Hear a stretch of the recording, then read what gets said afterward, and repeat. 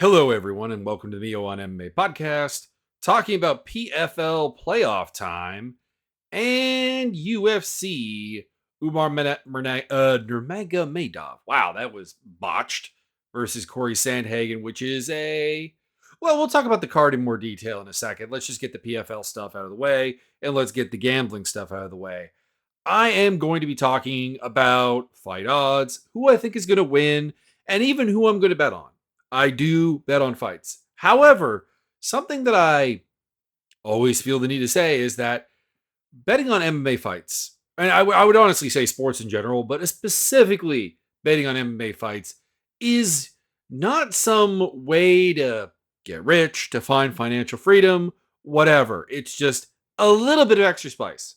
So if I say fighter X is going to win and you bet like 100 grand on it, don't do that.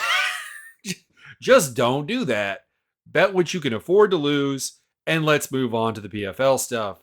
So we have the heavyweights and the women's flyweights playoff fights here.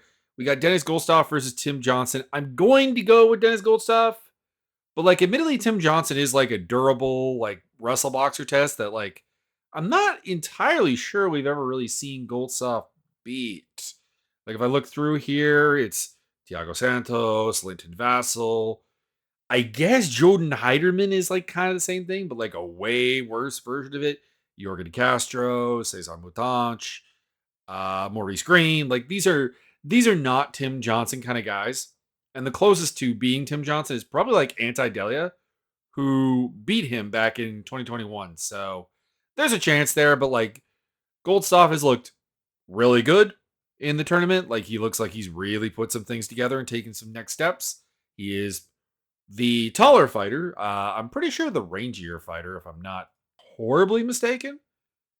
No, okay, same range, same range. But given the 2 inch reach advantage or height advantage, I think Goldstoff has the longer range of attack. He's just looked very, very, very good lately. And Tim Johnson is getting old. He's 39 years old. So Goldstoff for the win. Dakota Dacheva versus Jenna Bishop. This is really Dacheva's first big test of her career. She was given a really, really easy path to this playoff spot, beating Chelsea Hackett and Lisa Baldine to get here. And of course, before this in PFL, Europe, and also even in the PFL prior fights that she's had, it's just against kind of cans. Don't get me wrong, very impressive, seems very athletic, seems pretty good, and like good power, good viciousness in her striking, very good size for the division, 5'8" flyweight.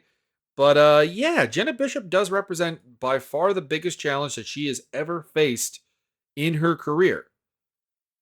Admittedly, a bit of a one-dimensional one, very, very striking heavy. Has only lost to Tyla Santos in her MMA career, which is pretty impressive. Lacks the great wins as well. I would say probably, I don't know, what's her best wins? Alina Kaladu and Lara John. Oh no, I guess she did beat Luana Santos and Dion Barbosa, who are both fighting in the UFC now. So actually, all things considered, for a 7 fight run, or an 8 fight run, I guess, with a 7-1 record, uh, pretty good. Um, I'm gonna go with Jenna Bishop. My concern for Dacheva is that she's historically been willing to clinch because she's quite vicious there. She works a very good striking clinch and has never learned the downside of that. Now, if her camp is like drilling it, like, no, no, no, we're not going to clinch with Bishop. We're going to use the fact that you're 4 inches taller. We're going to use the fact that you have reach. We're going to use the fact that Bishop has a very, very basic striking game, and we're going to exploit that. And we're going to make this into a more or less kickboxing match, and we're going to win. Then she'll probably win. But I'm going to go with Jenna Bishop. You could say that it's a bit of a sadness hedge because I do want Dacheva to win. Like, I want bright stars in the women's flyweight division to progress on, and it's just an age thing. Dacheva's 26 years old. She's learning. She's becoming better. Bishop is 38. Unfortunately, despite a credentialed grappling career, isn't going to really revolutionize women's MMA outside of the UFC. But I'm going to pick her. Oleg Popov versus Litton Vassal. Been pretty impressed with Popov. He's been very, very strong throughout this PFL season, beating Davion Franklin and Steve Mowry, which I think I picked Mowry to beat him. Prior to that, I had not been really all that impressed with him. Like, he did have a win over Gokhan Sharikam, and of course, like the ghost of Bigfoot Silva. But largely, he's just been can crushing. So this was his first real chance to really prove himself, and I think he has actually done pretty well in that. So I'm gonna go pop off over Vassal, but like if Linton Vassal gets on top of him and ground and pounds him, that's kind of what he does. Tyler Santos, Liz Carmouche. This is a tougher one for me, to be honest. This is a tougher one. Tyler Santos is very good. She was kind of the beginning of the Valentina Shevchenko downfall in the UFC, and I really think it's a shame that they let her go because I think that she should have been even after the loss to Erin Blanchfield. Also, it's just weird. How do you go from title shot in the UFC, losing one fight, and then out the door without like any like controversy or like terrible actions? I am gonna go with Carmouche. I just think that she has the veteran savvy, the game planning ability, and the well-roundedness to exploit the flaws in Santos's game and not give her a clinch heavy fight. But I would not be surprised if Santos just simply put, being I think 8 years younger than her, just is overpowering and like a physical force that I don't think Carmouche has had to deal with in a long time because Carmouche has been fighting like the Aleem McFarlands, Julian Velasquez, Deanna Bennett, Kana Watanabe, Vanessa Porto, etc. Like that kind of level of fighter for like the last, I don't know, 5 years. And last time she fought someone with like youth and physical imposition on her, it was 2019 Valentina Shevchenko, and she lost that fight. But like Santos is not that good. So Carmouche decision probably. Moving on.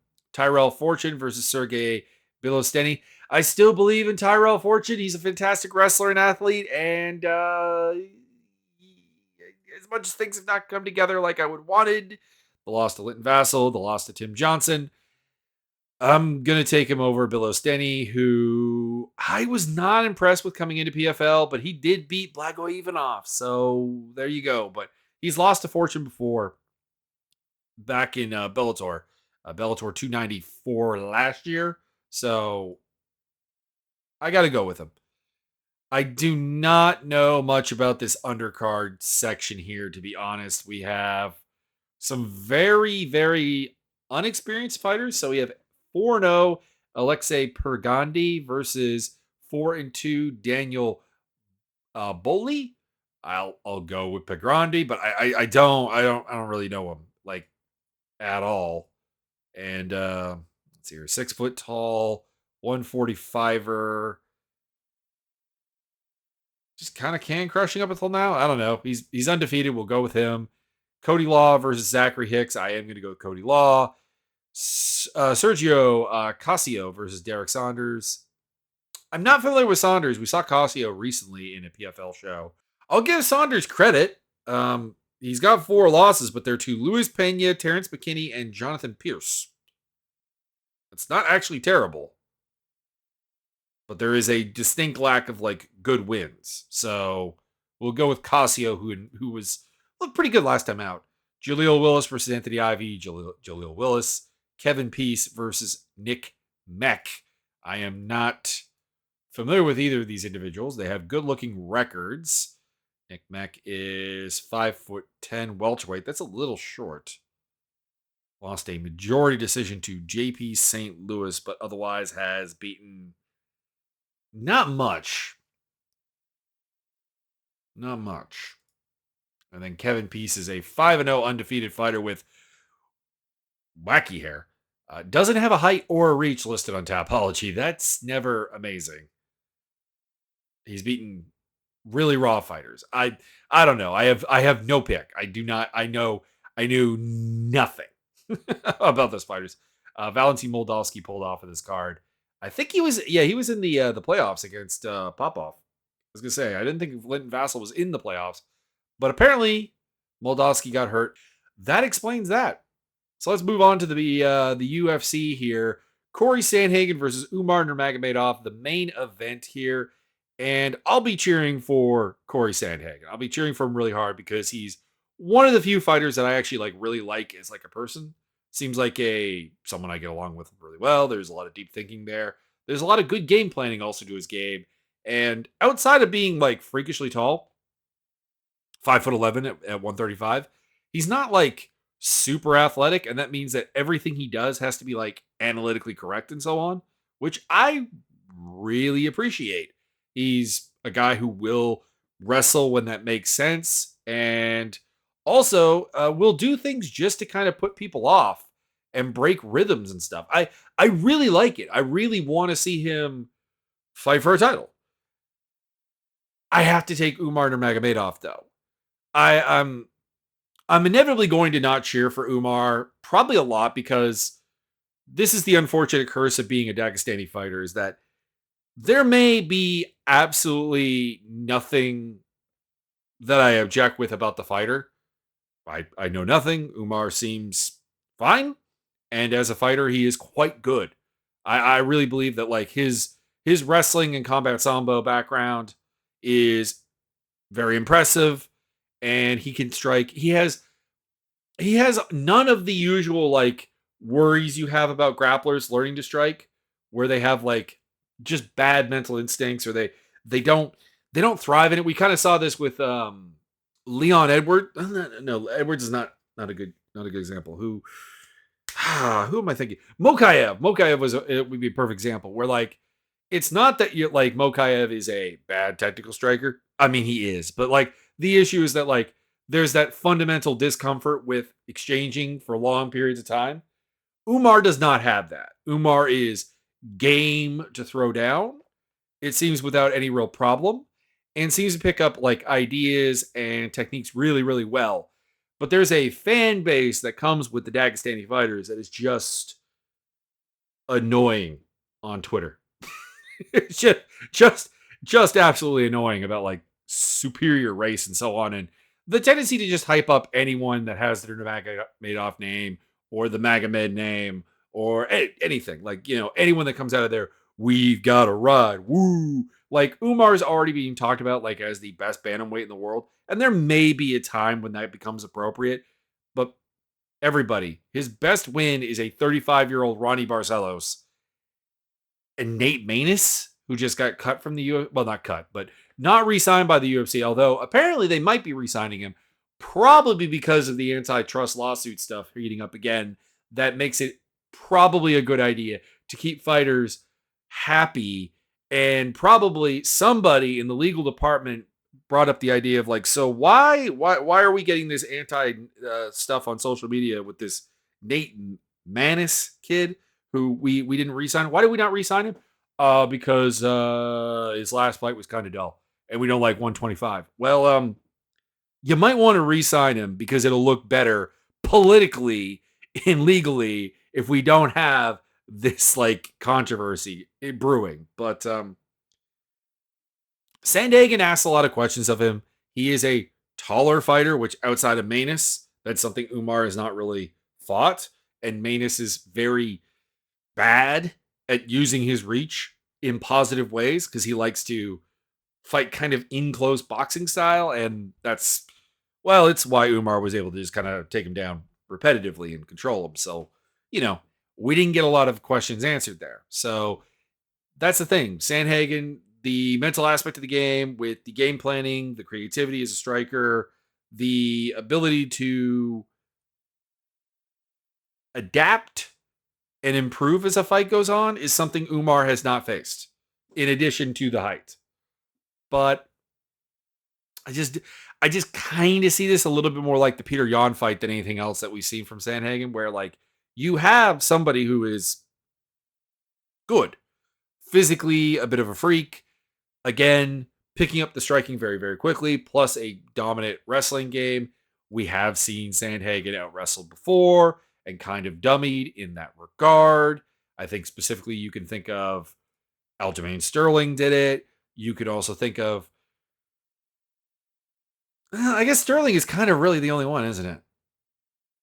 I didn't go back and watch the Jamal Emmers fight from 2017, but I don't know, maybe that had part of it. But like we saw it with Aljamain Sterling, and then we haven't really had it answered because like the good wrestlers that we've seen Sandhagen fight since then are there's asterisks next to almost all of them, I guess, is what it comes down to. Like, yes, he did a good job of shutting down TJ Dillashaw's wrestling, holding him to 2 for 19 on takedowns. But we also know that Dillashaw was an old man with a bad knee and a bad shoulder and so on. And then the Frankie Edgar fight ended in 28 seconds. And we've really not seen it. Like Rob Font is not a particularly good wrestler. Marlon Vera is not really a wrestler like at all. And then like you have Song Yadong who has good physical attributes for wrestling, but like it's not really his game. And Umar is probably going to be back there to test that out. So, unless Sandhagen has made serious steps, and I have no doubt that he has in his wrestling defense, there's probably going to be clinches. There's probably going to be takedowns. And there's probably going to be long sections of this fight with Umar Nurmagomedov on top. So I've got to take Umar by decision. He's a minus 300 to minus 333 favorite. Sandhagen plus 230 to plus 260.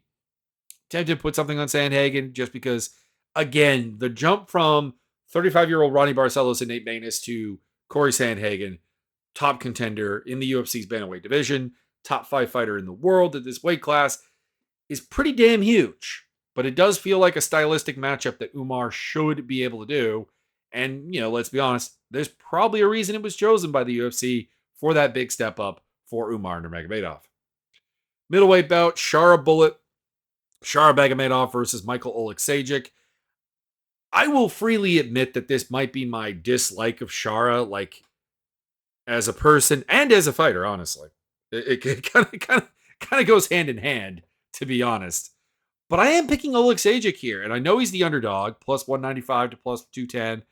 Shara's minus 250 to minus 275. But like realistically, the problem I have with Shara is that I don't think that there's a lot to his game. There is an excellent first layer. Despite the fact that both of his eyes seem messed up, he seems to have a innate knack for finding kicking range, for like setting up and throwing the kicks at a good spot.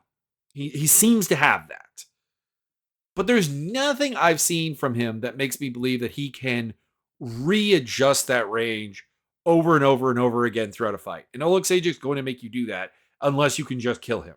Unless you can just nuke him right away. And the fact that Shara could not finish Bruno Silva and took a long time finishing Antonio Trocoli does not inspire that faith. Like Oleksiejczuk's hurtable and has been hurt, I think, in like his last 3 fights, but he's not immediately nuked. So I don't think that'll be the case. I think Oleksiejczuk's going to bring that aggressive boxing game to Shara, the chaos, the changing dimensions of the fight that is going to make Shara Bullet have to refine that range over and over and over again while getting hit with a lot of stuff to the body and to the head. And that's why I'm picking Oleksiejczuk to TKO him. It's just that, like, and to be clear, this is true of a lot of like regional stars. There was not a lot of regional guys who could bring this kind of game to Shara Bullet that he fought. He fought guys who were lacking in athleticism, lacking in size, or just lacking in skill, and were unable to really take the control of the fight away from Shara Bagomedov. And I think Oleksiejczuk can do that. Because outside of, I guess, like Michelle Pereira, there's not really anybody who's controlled Oleksiejczuk when you really think about it. Even his losses to guys like Kevin Holland, to Kyle Bahayo, to Dustin Jacoby, to Jimmy Crute, to Ovince St. Preux, there has been chaos in every one of those fights. There has been an unwillingness to just simply fight the opponent's game from Oleksiejczuk. And I'm picking that to be enough. It's not a confident pick. Oleksiejczuk's rocking like what, a 2-3 fight losing skid right now? Losing to 2 fights. He's lost 3 out of his last 4, and with the exception of like Kyle Bahayo, who I'm sort of getting behind, their losses to like Michelle Pahea, very athletic, but very, very flawed fighter. And then Kevin Holland, very flawed fighter. So, you know, again, the idea that like Shara Bullock can't knock out Alexejczyk is obviously not on the table. But I just think that if you're going to face a guy who's going to create car crash after car crash and reliably can do it with footwork and aggression, and you've never had that happen, you've never had that kind of pushback before, I don't see Shara Bullet responding too well to it. But I mean, maybe he will. Marlon Vera versus Davidson Figueiredo. It sounds really weird to say this about a guy who beat the current UFC bantamweight champion and has like, a very impressive resume, and Marlon Vera absolutely does. But to say that he's like not very good, it's one of those weird things because like he wins a lot, but he wins by like things that shouldn't really work. He just bonks. He is he's the 135 version of Derek Lewis, honestly. Not quite. I mean, they're well, okay, he's a bantamweight. You have to be better than Derek Lewis to be competitive at bantamweight, regardless. But like it's power, durability, ability to have big moments, but there's no minute to minute winning policy with Marlon Vera. It was why I picked Sean O'Malley to win the rematch over him, like as confidently as I did. It's when Marlon Vera is not getting the car crash that allows for a big moment, there's not really a lot there. It's like kind of like how like the Rob Font fight that he won is probably it's probably the best example I can think of to dictate this is that he fought Rob Font, and I'm trying to find the stats for here, and knocked Font down 3 times through a 5-round fight, and somehow still got almost 2-1 outlanded. like somehow still got outlanded in significant strikes, 271 to 159. It's weird because it's not like cardio is the issue. It's not like he has to fight at a slow pace. It's not like he can't. It's not like he doesn't have the physical attributes to like just take a fight from somebody. He just does not do it. So enough frustration about Chito Vera. We're going to talk about Davidson Figueiredo here for a hot second. Former UFC flyweight champion. He is still seemingly functional, like even at 36 years old, even going up a weight class. But like, you got to wonder, he is 3 inches shorter and has 2.5 inches less of reach. He's going to have to walk in reins with Vera, and we know Vera is a big power hitter. And, a lot of what allowed Figueiredo to work at flyweight, and even so far at bantamweight, because he's fought Font and Garbrandt, is the ability to actually just to have a more powerful pocket punching game than his opponents, and like a really slick guillotine. Don't get me wrong, like there's more to it, but if you were to narrow it down to like what made Figueiredo a champion, it was that kind of like that pocket power game. And I'm not really sure that that's actually a great idea against Chito Vera, like realistically. I'm still at the end of the day going to pick Figueiredo just because I think he still has the durability. I think he's got the speed. I think he's got the power to, hit Vera to a certain degree back pretty hard. Obviously, he'll fight at a higher pace because Vera never outpaces people, realistically speaking. Like again, he's quite capable of. He has, I think, 3 or 4 fights where he's landed over 100 significant strikes. Like it's not that he can't fight at a high pace. It's that he will let you have your picks almost always. And if you were going to fight at a high pace, okay, he's going to be firing back and matching. But that's about it. Like, anyways, yeah, Figueiredo by decision, but it's a weird fight. Figueiredo is minus 140 to minus 150, so I think people are thinking what I'm thinking, which is just that he's a little bit better of a technical fighter. There is some significant issues with Vera's game. Or maybe this is just an over representation of that Sean O'Malley loss. And Vera plus 114 to plus 120. Tony Ferguson, Michael Chiesa. This is a sad fight. I'm taking Chiesa by decision. This essentially comes down to Ferguson is shot and it doesn't work. Somebody put it up on my Twitter feed today that they're convinced that a subsection of the fan base has never seen Ferguson win. Well, yeah, he hasn't won in 5 years. That's true. You could have been a fan of this sport since before the pandemic and never seen Tony Ferguson win. And that's kind of a thing. That's kind of a thing. So could Ferguson catch Chiesa in a Darce choke or something? Because Chiesa doesn't protect his neck very well and himself has not looked particularly good in recent fights.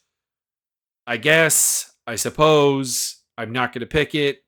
Chiesa by decision is probably the case. Something relatively similar to the Paddy Pimblett fight, I guess, where like Chiesa just kind of is going to probably out clinch wrestle Ferguson, put him on his back, control him, look for chokes or whatever, but Ferguson's still fairly resistant to submissions. Actually, out of curiosity, are we still waiting for the first person to submit? Oh no, Bobby Green got him, right? Bobby Green and Nate Diaz. How could I forget? How could I forget those terrible, terrible fights? Terrible, terrible fights. That's why I'm forgetting them. I'm blanking them out of my memory. Yeah, you got to go Chiesa. There is no point in betting on him because he's minus 599 to minus 720. I would not touch that at all. Ferguson's plus 400 to plus 475. I'm tempted by that, but I'm also not going to lie. Like the idea of betting on Tony Ferguson in 2024 is deeply unappealing. Mackenzie Dern versus Lupita Godinez. If this happened before Godinez had that loss to Verna Jandiroba, I'd probably pick her without a second thought. As it is, I think I'm still picking her for similar reasons. Dern is a phenomenal grappler.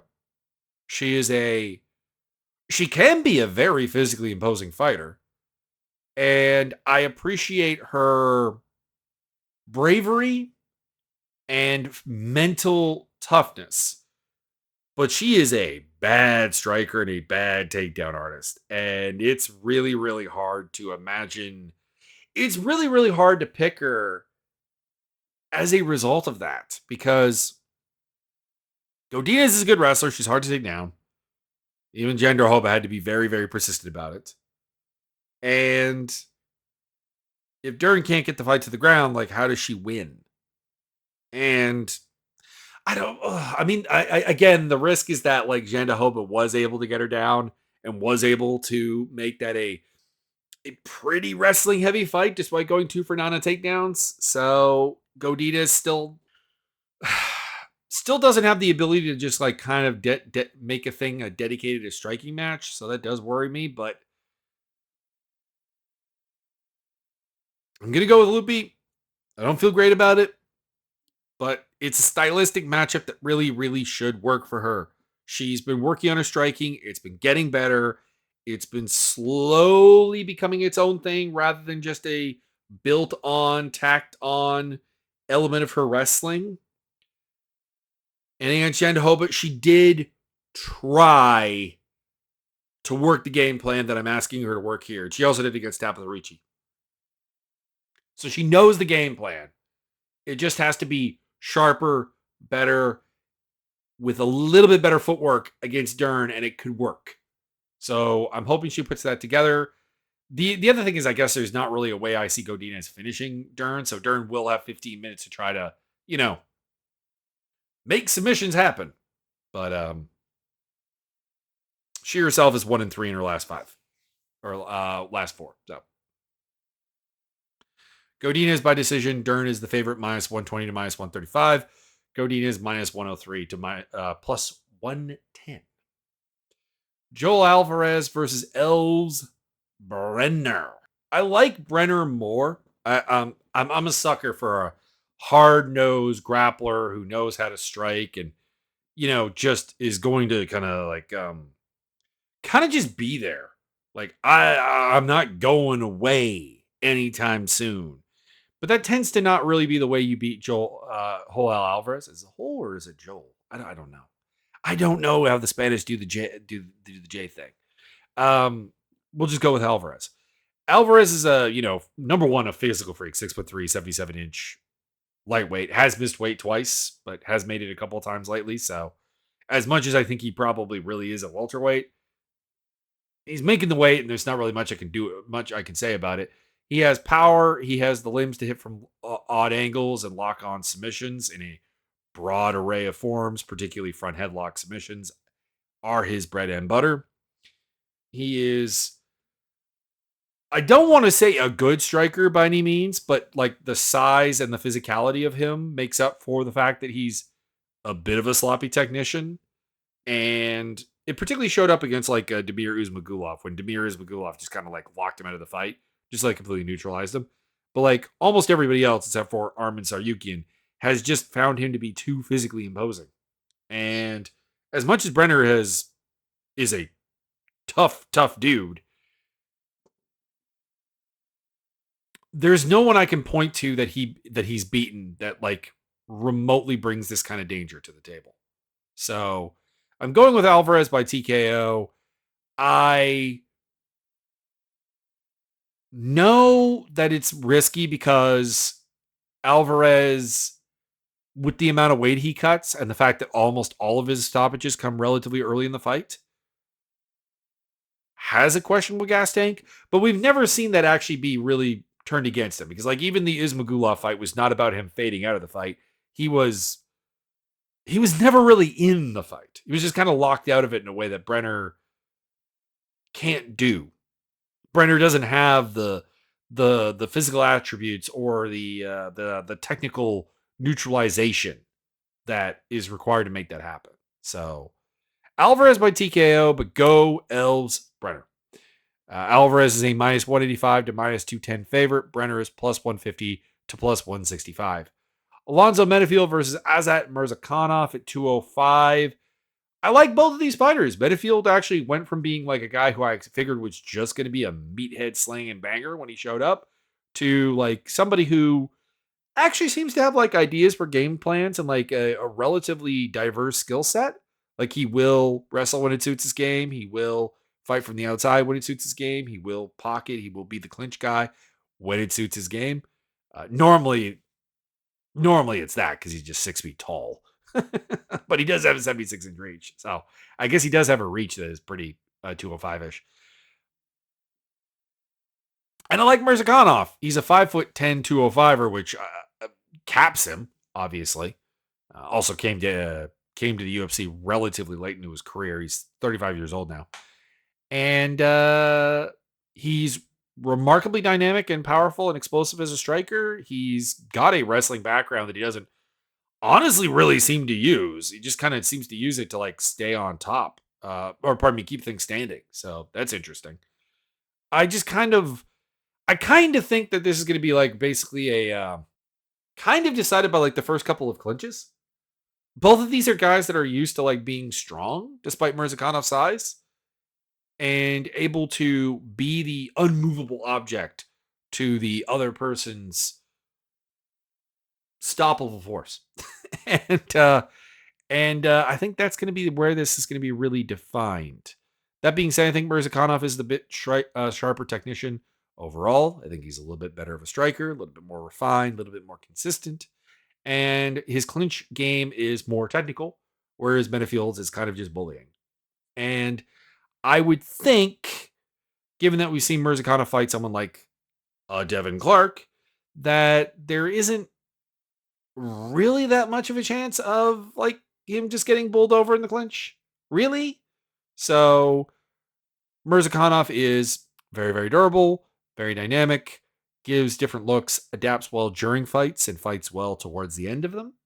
So I just kind of see him outlasting Menifield, like taking Menifield's kind of best shots early on, showing him that like the elements of the game that Menifield usually just kind of bullies people with isn't really there against Murzakanov and picks up the win.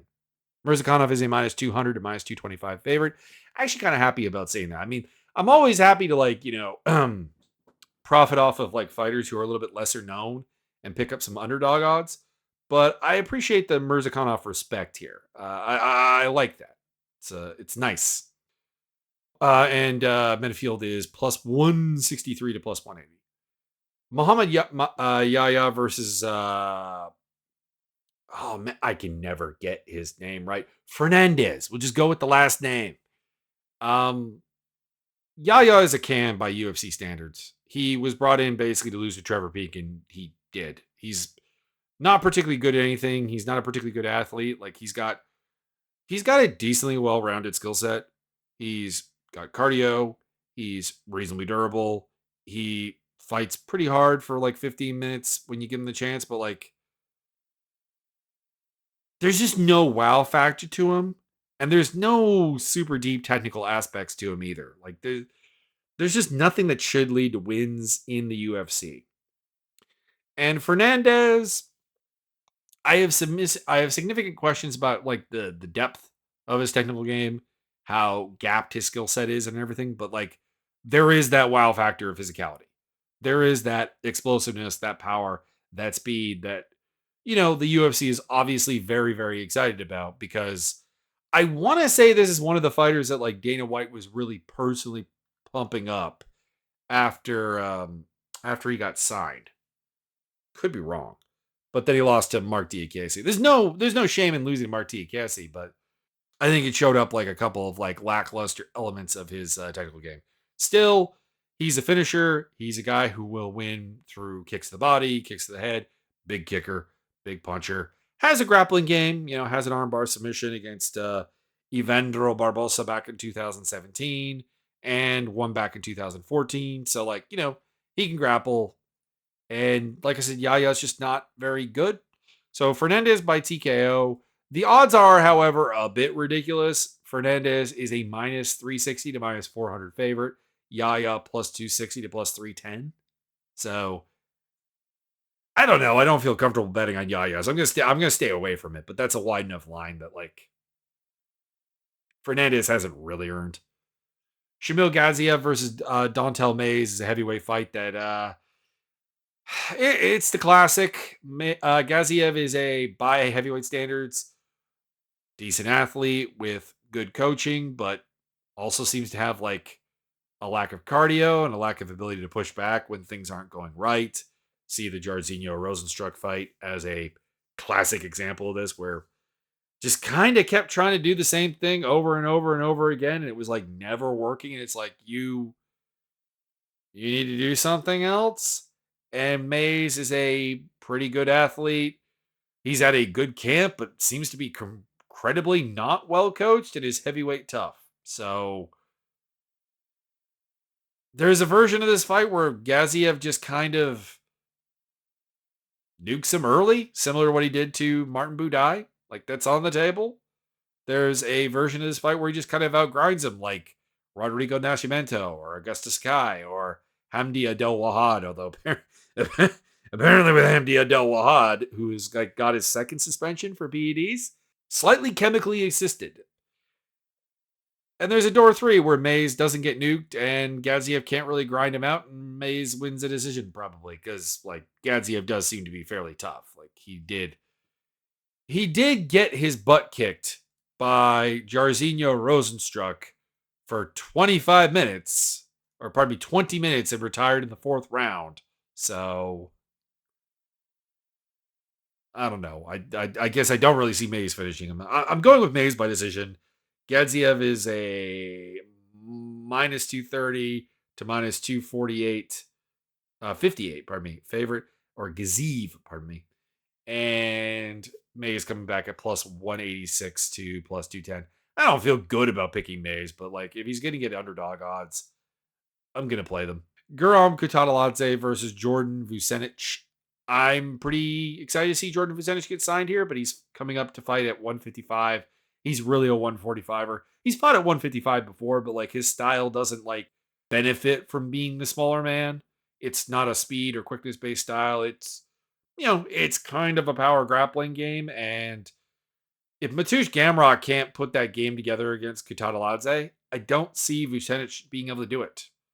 Kutateladze is just not a good stylistic matchup for him. I know Gurum's had a rough run of it in the UFC, losing to Elves Brenner and who else was it? Blanking. My brain is blanking right now, right this second. Yeah, Ismagulov. A lot of talk about Ismagulov on this card for a guy who's not on the card and not in the UFC anymore. Yeah, I just don't see it. Like Vucenic has a striking game and whatever. Like he is a well-rounded fighter. He's a good athlete. He's well schooled, well coached, but short notice and just against a guy that represents a style set that has been a problem for him in the past, which is like powerful, good anti wrestlers. And Kutateladze is also a pretty good striker, so pretty technical, pretty physical. You got to go with Guram by decision, but I wish Vucenic all the luck in the world in his journey in the UFC, because obviously he's a serious prospect, and I look forward to seeing what he can do. Although I guess I'm violating my own prospect terms here by calling a 28-year-old guy with a 15 pro fights a prospect, which I critique other people for doing. So so that's not great. Kutateladze is minus 215 to minus 235. Vucenic is plus 164 to plus 190. Victoria Dudikova versus Sam Hughes. I'm going with Sam Hughes. I know she's the underdog here. That just makes me want to pick her more. But what it comes down to is I just don't think Dudikova is particularly good. I know she's 2-0 in the UFC, but Estela Nunez and Jinyu Fry are their own special limited / flawed fighters. Limited in Nunez's case and flawed in the case of Fry. So it doesn't inspire much for me, but she's 25 years old. She has decent physical stats and whatever. I don't know, maybe she's got this. She's fairly big for strawweight. She's got a grinding game. She's got a clinch wrestling game. She seems reasonably comfortable exchanging strikes, but like I've never been impressed with anything she does technically. And of course, there is the whole staff thing in her butt. That was really gross and hopefully never happens again. Sam Hughes is a bit physically limited as a fighter. She's got an excellent cardio tank, gas tank. She's well coached, well schooled, tends to have a very good game plan, and just very, very hard nosed. The type of fighter that I'm going to love, and I'm always going to probably overrate a little bit. Maybe really early in this fight, they lock up. There's that clinching moment because Hughes doesn't really deny that, and Dudikova just kind of bullies her, and I'm like, crap, this is not going to work. But she's lost to Tisha Torres, Loma Lukbumi, Luana Pinheiro, Pierre Rodriguez, Yasmin Hauregui. These are all people that I think of as, for a variety of reasons, way better than Dudikova, like better technical games, or in the case of Pierre Rodriguez, who does not have a very good technical game, she is overwhelming in her physicality, and Pinheiro has a more dominant clinch game than Dudikova, I think. But we'll find out. We'll find out. This would be a low watermark for Hughes to lose to, but I guess you could argue it's also like I don't know if it's a high water mark for wins. One could say Jacqueline Amarin probably is a better win, but admittedly beating Elise Reed, Estela Nunez, these if I'm going to critique Dudikova for her win over Nunez not meaning much, I can't really put a lot of stock in it for Sam Hughes. So that does cut both ways. But yeah, Hughes by decision. Dudikova is a minus 162 to minus 182 favorite. Hughes plus 126 to plus 145. I just like more of Hughes' process. I don't like what Dudikova's got backing up her physicality. Jai Herbert versus Rolando Bedoya. I'm like low-key looking forward to this fight. I think it's a banger. Bedoya is going down to 155. I think that's a good idea. His 5'11" frame was not really suited, I didn't think, to 170. Although he does have a 75-inch reach, so there is that. I like Bedoya. He's a really tough nosed, hard nosed pocket boxer, fairly slick. Maybe to his own detriment because like sometimes he relies a little bit more on like open make and miss defense rather than like just not absorbing punishment, which I think might be a problem because he's not a spectacular athlete. But he's up against Jai Herbert, who is taller, 6'1", 77-inch reach. Ironically, welcome down to 155, the weight class below where you're fighting a guy who I think literally has more reach than anyone we've seen Bedoya face. I really probably should have looked that up, but I think Herbert has a longer reach than okay. He's got the same reach as Chaos Williams and a longer reach than Kenan Song. So yeah, welcome down to the weight class where you were kind of hoping to have a reach advantage, and we're not going to give it to you in the matchup. That's a classic UFC tactic. But I'm going to go with Herbert. He's got a higher level of physicality, I think, a higher level of achievement. Bedoya hasn't won in the UFC, for example. And despite the 2-4-1 flaw, there are elements of every loss that Herbert has had that are not presented in Bedoya. So we'll see. I'll probably be hoping to be wrong, but Herbert is long, athletic, hard hitting, fast, can wrestle a little bit, can grapple and scramble a little bit, and Bedoya is mostly going to consent to a boxing match with him. That's not usually how you beat Jai Herbert. Herbert is the minus 135 to minus 158 favorite. Bedoya is plus 110 to plus 124. That's close, and it should be. Cedricus Dumas versus Dennis Tialunin. I have very, very little to say about this. I don't like Dumas as a person, and I really, really, I hope he loses every time out. But he's a physical freak with a pretty decent submission game, and he's not good. But Dennis Tialunin is quite bad, and I don't really know why to be honest, I don't know why Tialunin got signed to begin with. He was 10-5, very not UFC record material for their scouting process, and he's gone 1-4 in the promotion with a win over Jamie Pickett. He's not good. He's a mess of a striker. He's not a good grappler. He's not a good wrestler. Dumas should be able to get him down. Should be able to submit him, but I don't know. This is like the lowest level of like MMA that the UFC has to offer. Dumas by submission, he's a minus 210 to minus 230 favorite. Tialunin plus 172 to plus 185. So it looks like maybe the bloom is a little bit off of Dumas finally. Anyways, those are the fights. I will be back after the fights to give you my thoughts on the action. And please check out my links down below, mostly down below, but wherever they happen to be on the platform you're watching / listening for my social medias, my gaming stuff, and the Discord server that I run, which is dedicated to the mixed martial arts simulator. I will see you later.